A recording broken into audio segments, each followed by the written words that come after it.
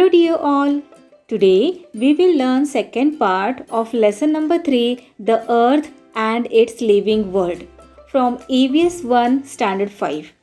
If you haven't watched the first part of this video, then do watch it as it will help you to understand this lesson better. Link is given in the description box below. The atmosphere. Atmosphere म्हणजेच वातावरण. The envelope of air around the earth is called the atmosphere. अर्थच्या भोवती जे हवेचे आवरण आहे त्यालाच atmosphere असे म्हणतात. As we go higher from the surface of the earth, the air in the atmosphere becomes rarer. पृथ्वीच्या पृष्ठभागापासून आपण जसे जसे उंच जातो तशी तशी ॲटमॉस्फिअरमधील जी एअर आहे, हवा आहे, ती विरळ होत जाते. The air consists of a mixture of gases, namely nitrogen, oxygen, water vapor and carbon dioxide. There are some other gases too in the air in very small quantities. Air खूप साऱ्या गॅसेसचे mixture आहे. खूप साऱ्या गॅसेसने मिळून air बनलेली असते. एअरमध्ये nitrogen, carbon dioxide, oxygen यासारखे gases आहेत. तर इतरसुद्धा काही गॅसेस फार कमी प्रमाणात एअरमध्ये असतात. त्याचप्रकारे वॉटर वेपर्ससुद्धा एअरमध्ये असतात. The layers of the atmosphere are named as the troposphere, stratosphere, mesosphere, ionosphere and exosphere. अर्थपासून ॲटमॉस्फिअरचे वेगवेगळे लेयर्स मानले जातात. सो फर्स्ट लेयर आहे ट्रोपोस्फिअर, मग नंतरनं स्ट्रेटोस्फिअर, मग मेसोस्फिअर, मेसोस्फिअर नंतरचा लेयर आहे आयनोस्फिअर आणि नंतर आहे exosphere. The layer that extends from the earth's surface to a height of about 13 kilometer is called the troposphere. अर्थच्या सरफेसपासून 13 किलोमीटर अंतरापर्यंतचा जो लेयर आहे त्याला ट्रोपोस्फिअर असे म्हणतात. इथे ही आपली अर्थ आहे. अर्थचा सरफेस म्हणजेच पृथ्वीचा पृष्ठभाग. पृथ्वीच्या पृष्ठभागापासून वर 13 किलोमीटर अंतरावर जो फर्स्ट लेयर आहे त्या फर्स्ट लेयरला ट्रोपोस्फिअर असे म्हणतात. The conditions in the troposphere change continuously. They affect the living world to a great extent. Affect म्हणजेच परिणाम करणे.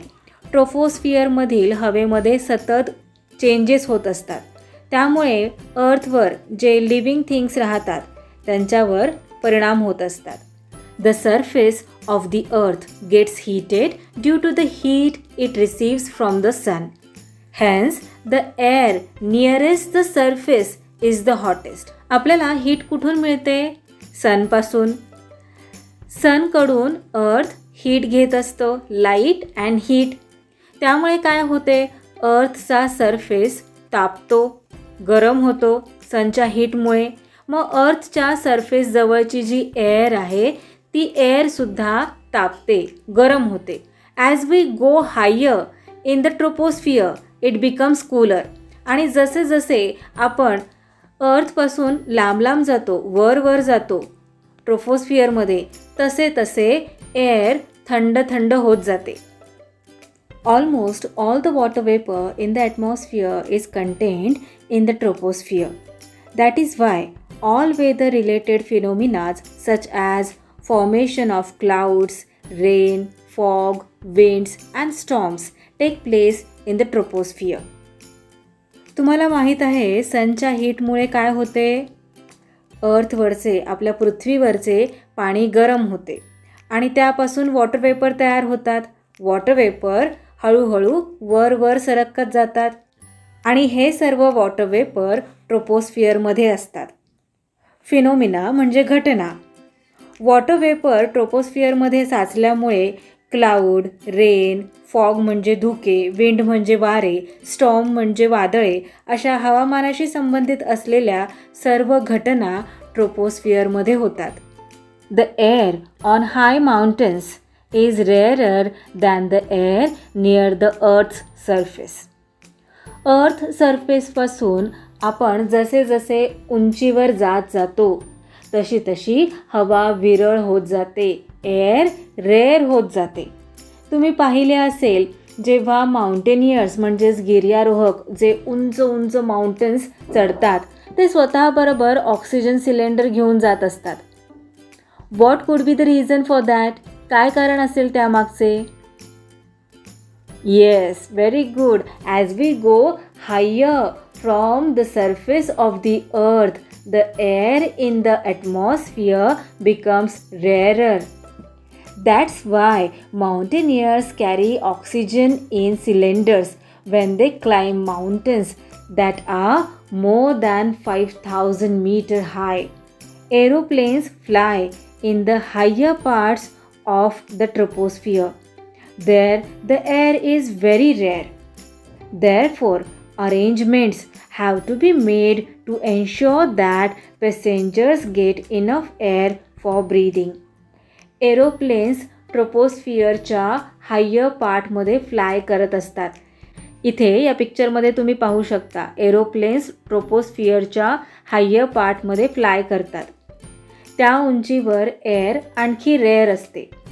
एरोप्लेन उंच गेल्यावर पॅसेंजर्सला ब्रीदिंगसाठी एअर मिळावी म्हणून एरोप्लेनमध्ये त्यासाठी विशेष सोय करावी लागते. Beyond the troposphere up to a height of about 50 kilometre from the earth is the layer called the stratosphere. ट्रोपोस्फिअरच्या वरती स्ट्रॅटोस्फिअरचा लेअर आहे आणि हा लेअर अर्थपासून 50 किलोमीटर अंतरावर आहे. In the lower part of the stratosphere there is a layer of a gas called ozone. Stratosphere हा जो लेअर आहे त्याच्या खाली आणि ट्रोपोस्फिअरच्या वरती या दोघांच्या मध्ये हा जो लेअर आहे ब्लू कलरच्या लाईनमध्ये दाखवलेला आहे हा लेअर आहे ozone layer. Ultraviolet rays coming from the sun are harmful for living things. सनपासून जे अल्ट्राव्हायोलेट रेज येतात, किरणं येतात ते लिव्हिंग थिंग्ससाठी हार्मफुल असतात.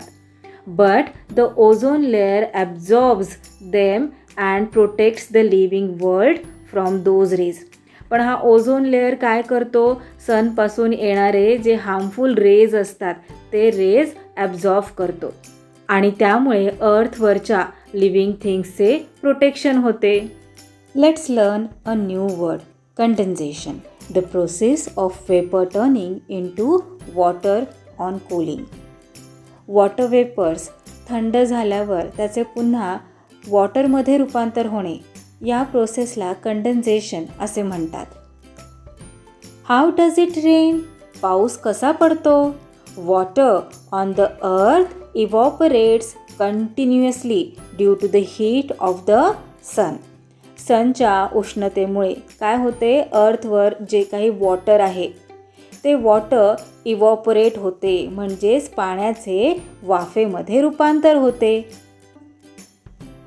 Water that has percolated into the soil also evaporates due to the heat and enters the atmosphere.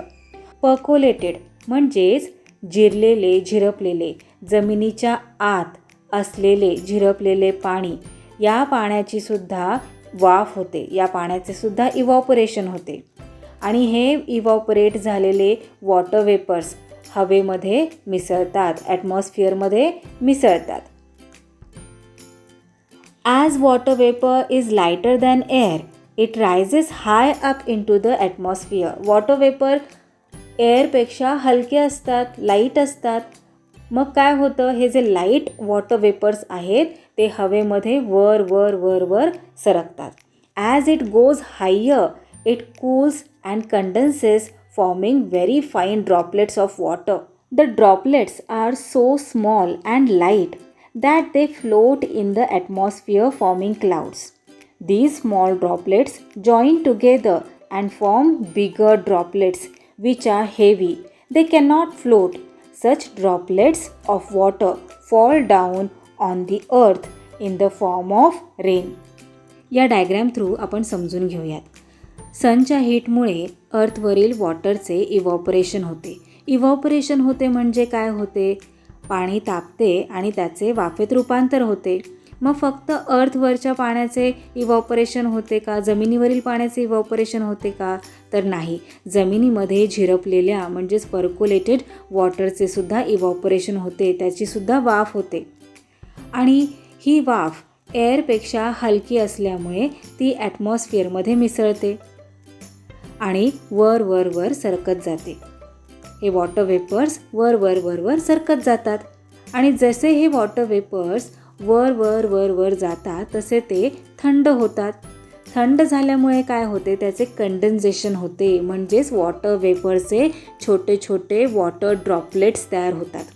हे water droplets खूपच हलके असल्यामुळे त्याचे ढगांमध्ये रूपांतर होते आणि ते हवेमध्ये तरंगत राहतात आणि असेच छोटे छोटे ढग मिळून मोठे ढग तयार होतात आणि त्यातल्या पाण्याचे थेंब हे जड होत जातात, हेवी होत जातात. Such drops of water fall down on the earth in the form of rain. Small droplets एकत्र येऊन त्याचे मोठे मोठे ड्रॉपलेट्स तयार होतात, मोठ्या थेंबांमध्ये रूपांतर होते. हे मोठे मोठे थेंब जड असतात, त्यामुळे ते हवेमध्ये तरंगू शकत नाहीत. असे थेंब पावसाच्या रूपात अर्थवर पडतात. This rainwater flows into rills, streams, rivers and finally into the sea. Ice in the snow-covered regions also melts due to the heat of the sun to finally flow into rivers. Reels म्हणजे Ohal, streams म्हणजे नाले, reverse म्हणजे नद्या, C म्हणजे समुद्र.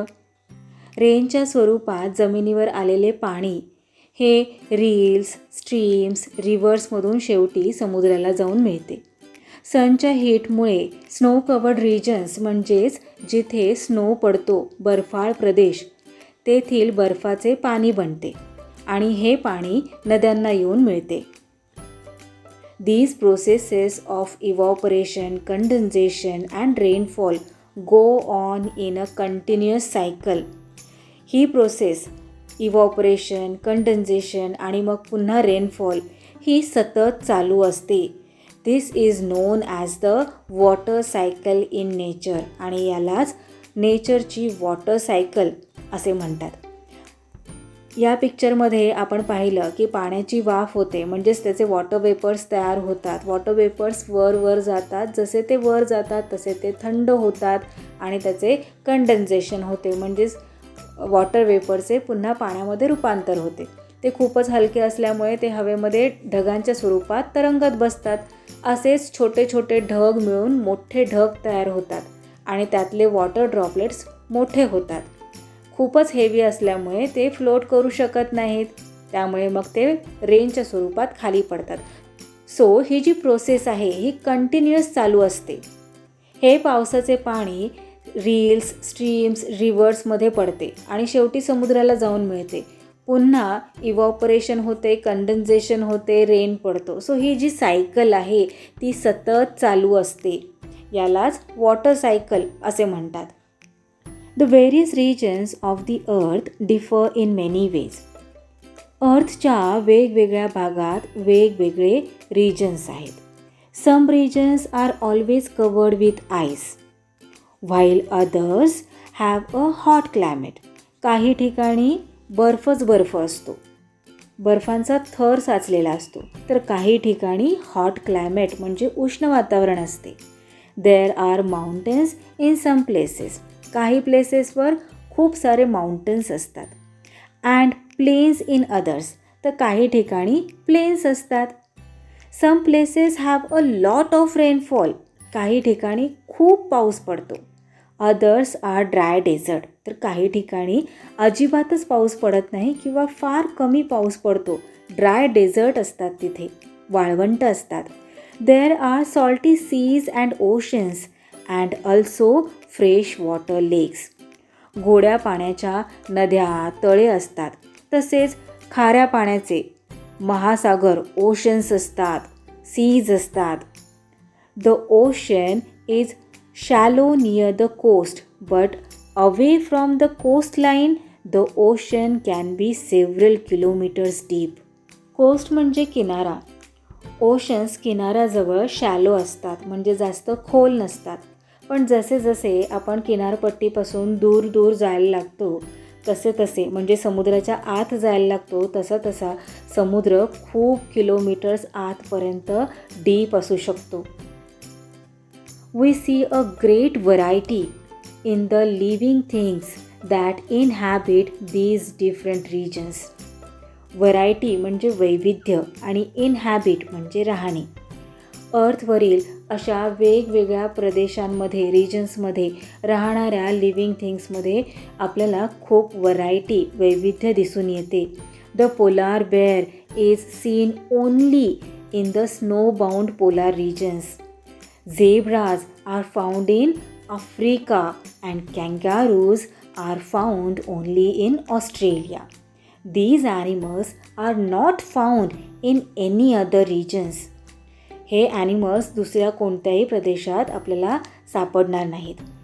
Elephants and lions are found in regions of hot climate. Elephants आणि Lions हे जिथे हॉट क्लायमेट असते, उष्ण वातावरण असते, तिथेच आपल्याला दिसतात. Plants in all these different regions also show a great variety. This variety is characteristics of those different regions. Characteristic म्हणजेच वैशिष्ट्य.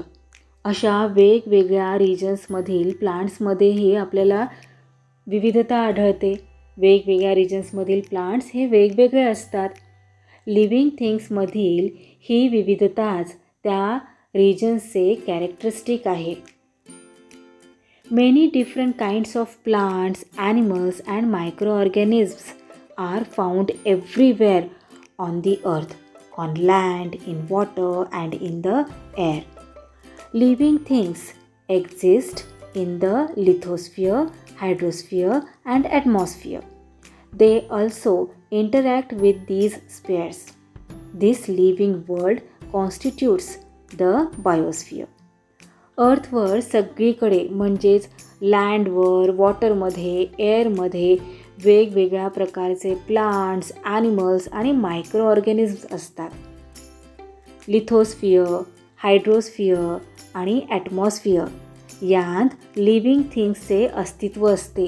लिव्हिंग थिंग्स असतात. या स्पेअर्समधील लिव्हिंग थिंग्स व त्यांनी ऑक्युपाय केलेल्या भागास एकत्रितपणे बायोस्फियर असे म्हणतात. ऑलवेज रिमेंबर, ऑल ॲनिमल्स सगळे प्राणी, प्लांट्स म्हणजे वनस्पती अँड मायक्रो ऑर्गॅनिझम म्हणजे सूक्ष्मजीव आर डिपेंडेंट म्हणजे अवलंबून असणे, ऑन वन अनादर हे सगळे एकमेकांवर डिपेंडेंट आहेत. They are also dependent on the spheres of the earth. अर्थचे जे स्पेअर्स आहेत त्यावर सुद्धा हे सगळे लिव्हिंग थिंग्स डिपेंडेंट आहेत.